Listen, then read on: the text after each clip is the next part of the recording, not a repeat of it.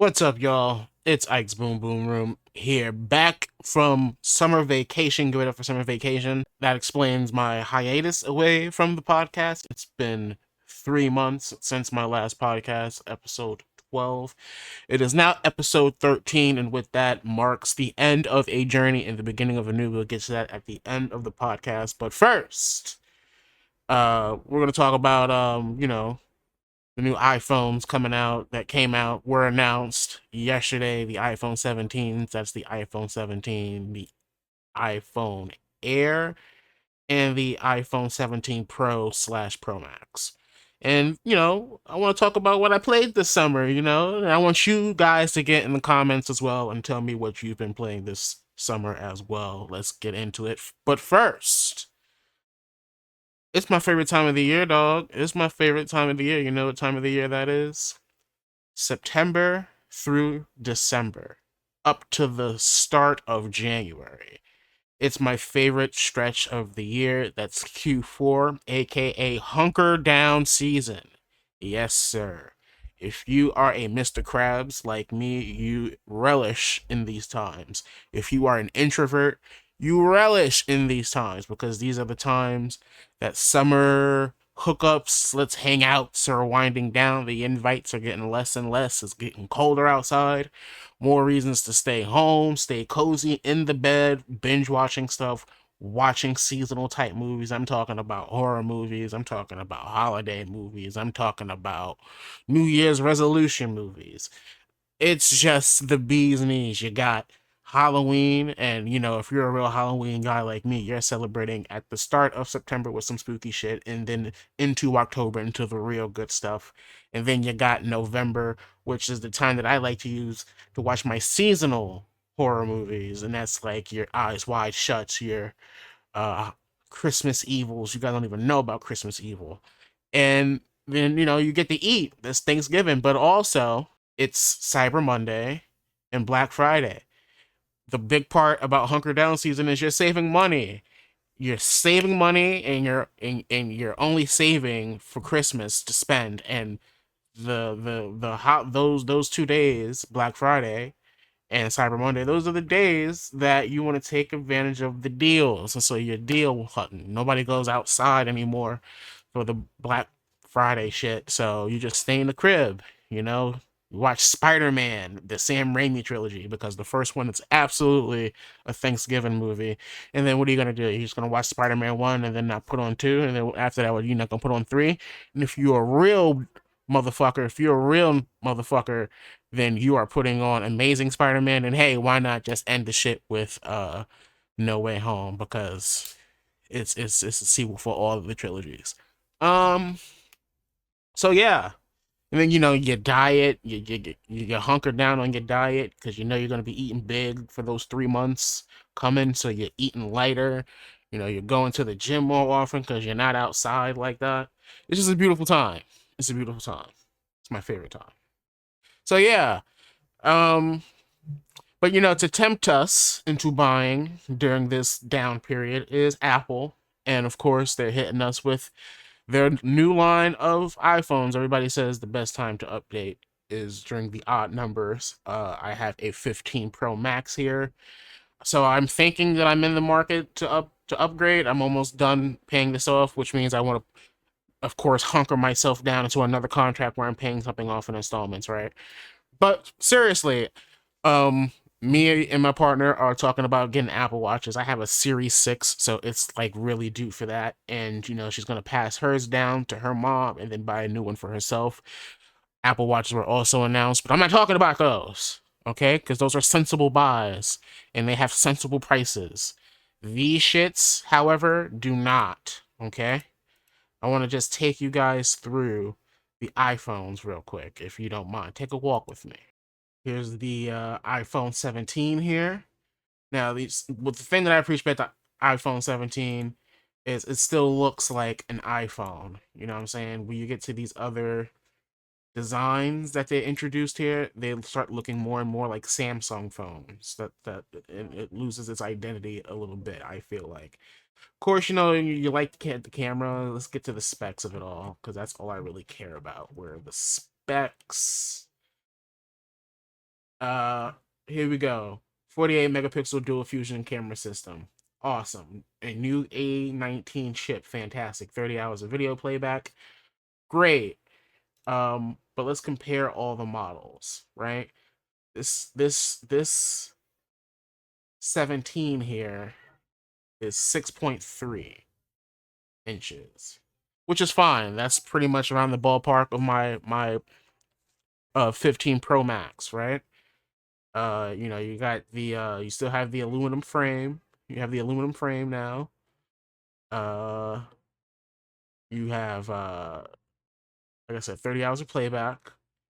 You have the same camera that you're gonna get in the Pro Max, 17 Pro Max, which we'll get to later.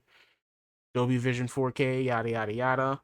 You get just the two optical zoom on the camera because it only has two cameras, whereas the 17 has that ultra wide, right? And the Fusion telephoto, right? So you only get two optical zoom options. It still has the USB 2, and that's $7.99 or $9.99 if you're a real person, right? Now, you look at the 17 Pro Max and the 17 Pro, it's the same thing, right? Now, the thing that I'm realizing about my phone is that I cannot stand how just absolutely massive it is, right? Like, I can't put my hand around it at this point, even without this thing here. And it's just way too big. It's one of the only times that I feel like I need one of these little socket thingies. And I hate sockets. I hate extra accessories on my iPhone. You know, I have a MacBook and a MacBook Air, and I almost bought a clear case for it. Like, I was just so stuck in the Apple ecosystem of buying accessories that I almost bought an accessory for my effing laptop, a case, like it's a phone or something. Not to mention the colors on this thing they're just disgusting. There's only three of them. Number one, let's go back. The silver is the only one that looks kind of okay, and you got this horrible new like, what are they calling this shit? Uh, it's not an island. It's a what are they calling this? What are they calling this bump? I don't know what they're calling this little bump anymore. It looks ridiculous. I hate it. It's despicable. But it's pretty much got the same guts as the 17 Pro and the 17 Pro Max basically have the same guts. Um, but at varying prices, you can get the 17 Pro Max for 2 terabyte, which is ridiculous, for $2,000. That's despicable. But the only phone that I'm really interested in, for real, like dead ass, is the iPhone Air. This shit is so sleek and so futuristic looking and so like slim and beautiful, but it comes with caveats. Because it's slim, the battery is questionable. I think it only has one speaker, but it's the only thing that's innovative. The video playback is less than the 17, but I think it might be the same as the 15 Pro Max. Not even the same as the 15 Pro Max. That's terrible. You're losing 2 hours. So it's not even really worth upgrading already now that I'm looking at that. That's terrible, right? Let's just keep it with the 15 real quick. The 15 Pro Max. Okay, you're getting the center stage front camera, which is really cool. The picture in picture when you're using the back camera. You can use the front camera as well. You're getting the Fusion camera system, the 48 megapixel Fusion main. You don't get telephoto though. Super high resolution. This is supposed to be like the Pro, like the actual Pro, but it's not. It's like some weird middle ground phone. That, like, it doesn't have Pro Max features, of course. But like it's not even as good as like the base 17. It's not even like a bump there, but it's $200 more with less.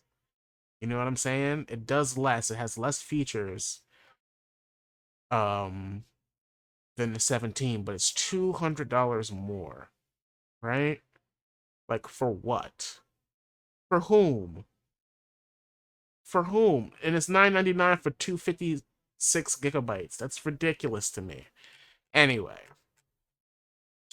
so I'm saying all this to say it's ridiculous. I don't know what's going on. Apple stock tanked as soon as the conference was over, as it was going on, and yeah. Let's move on. I think I just talked myself out of getting an iPhone Air. Like, I wanted to see what Marquise Brownlee and all these other tech gurus had to say. 9 to 5 Mac once they get hands on, but it's like, dude, it's not. It's my 15 Pro Max is outperforming it in some aspects. Anyway, let's get to the meat of the podcast as we're like halfway through, close to halfway through. Hopefully, I'm trying to keep this very brief, especially going forward with these. What did you play this summer? I know we had a ton of releases this summer. I know Silk Song dropped on people at like the 11th hour, and people were super into that. I'm not. I don't like Metroidvanias. In fact, I've never even played Rougelikes, I found out, until very recently. I was only familiar with Balatro and the mechanics of that, but I've never played a roguelike in my effing life. Until now. I went back and played the original Rogue from like 1990, like 1988, I believe. 1988. The original Rogue from 1988. And wow, was I not expecting to like it, but holy crap, did I? It's got minimal graphics. If you've ever seen a picture of it, it looks ridiculous. Let me see if I can actually just pull that up for you guys, because it looks absolutely crazy. It's very archaic. It looks like, something from what's a game? War Games, like the movie War Games. It just looks so archaic, and it's supposed to be like this dungeon crawler where like you get through, you see how far you can go, you're after this ancient amulet. You don't find any of this out in the actual game itself. You have to like read the manual, which I had to find. I did a whole piece about it. I'll leave it in the comments, but it was really enjoyable. I actually want to get back to it. I wish that I could play this on the go on my MacBook, but unfortunately it's only for Windows. I bought it on Steam. Really great time with it. Like, it's a great pick up and play too. You can save. It forced me to use my imagination in ways that I haven't used it in a long time when playing video games. Like, it reminds me of like D&D almost, like where you have to conjure your imagination, and like it just reminded me of being a kid, like using your imagination, have fun. I used to like run around with my fingers and pretend there were levels. Like my apartment was a level in a video game. Or I'd used to use a composition notebook to like draw Crash Bandicoot like levels, and the entire notepad would be like a level or several levels in one.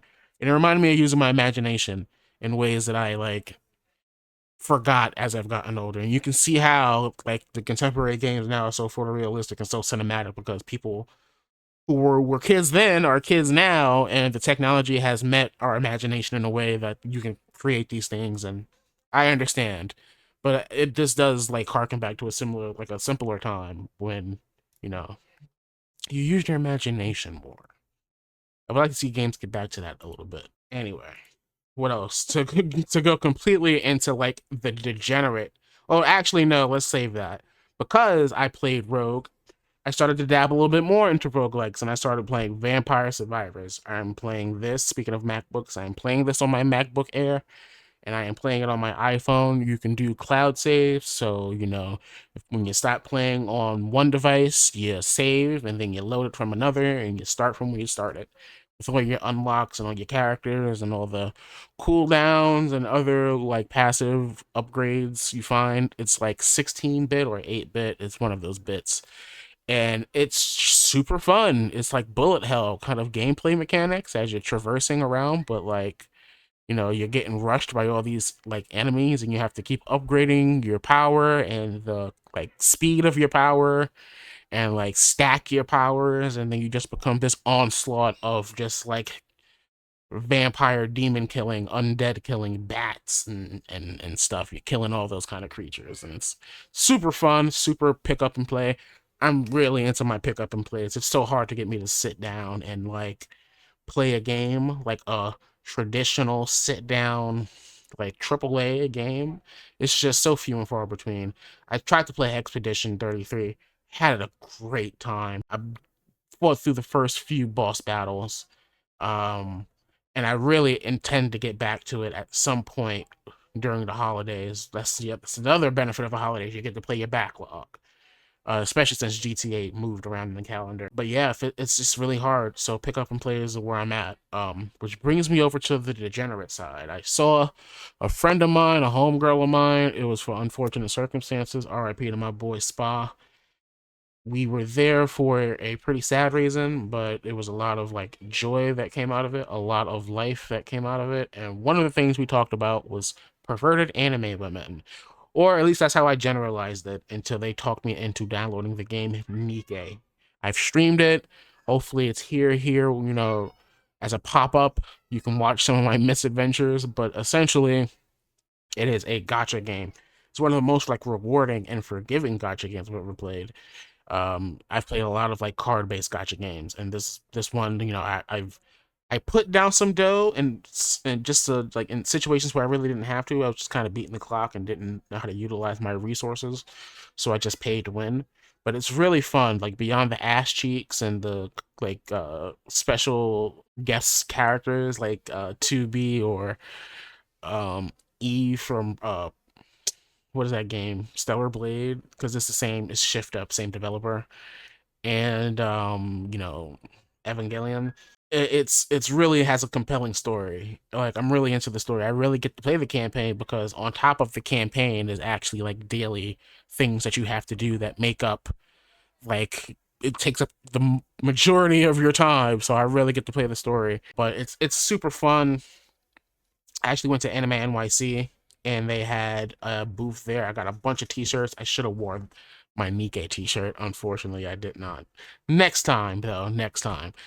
Um, Check out that video over here somewhere. And yeah, speaking of evidence of me playing video games, I do the live stream with my boys. So the two games we've been playing this summer after we got done with Monster Hunter Worlds was Warhammer Space Marines 2 and Gears of War, which we're currently playing now on a harder difficulty. Kind of did Warhammer Space Marines 2 because it kind of felt like it fulfilled that Gears of War need. It doesn't play like it like we thought it might. It plays more hack and slashery, where like the gun mechanics come secondary to your melee moves, and it's a little bit tankier, I'll say. I know nothing about the lore, but my boy did, and my other boy who just comes and does funny little jokes on the stream is into that kind of world, so they put me on. I would really like to get into it. I heard the figurines slap, but it is an expensive hobby, so maybe not yet. Maybe that's a Q1, Q2 kind of new hobby thing. I've kind of fell out of love on TCGs, although I may circle back on that, seeing how the environment is later on coming out of hibernation. But yeah, super fun. We got done with Warhammer kind of fast, and then we moved over to Gears of War, which is like nostalgia bait. We used to play it all the time back in the 360 days. It's kind of where me, Joey, and my childhood friend Jared kind of established our like three-pronged friendship. You can't bring your friend groups together all the time, I've learned growing up, but this one meshed so well and so fast and so easy, and it was partly due to this game. And it's a lot of fun, man. It's bringing back a lot of memories. It's bringing back a lot of old inside jokes. It still holds up. There's some parts of this game, speaking of remakes, that I wish, because we'll talk about another remake in a minute, that I wish they kind of brought over from newer installments of the game, because this is just a remake of the first Gears of War. I wish they brought in some modes from like Gears of War 3, like Horde mode, or just kind of updated some of the gameplay mechanics, like kind of how they revamped it in 2 and 3, kind of just established the new way of playing Gears instead of some of the old ways, because some of the old ways, and especially in the original Gears, stick out. This buffer so much you can address it without introducing the new mechanics that they do later on in the franchise. If there was any game that like qualifies from like tweaks and touch ups, because remakes, like, should you do a 1-for-1 or should you update it, put your little spin on it? I think that a Gears of War game, especially when it comes to mechanics, you should definitely add some new stuff that was previously established in future games if you're doing a remake of an older game. But in one instance where I'm glad that that didn't happen is Metal Gear Solid 3 Delta. I was on the fence that I would even play this motherfucker because of like morals in the gaming industry that I have, but fuck it. I realized playing this that I am not as familiar with Metal Gear Solid 3 as I am maybe a Metal Gear Solid 2 or a Metal Gear Solid 5.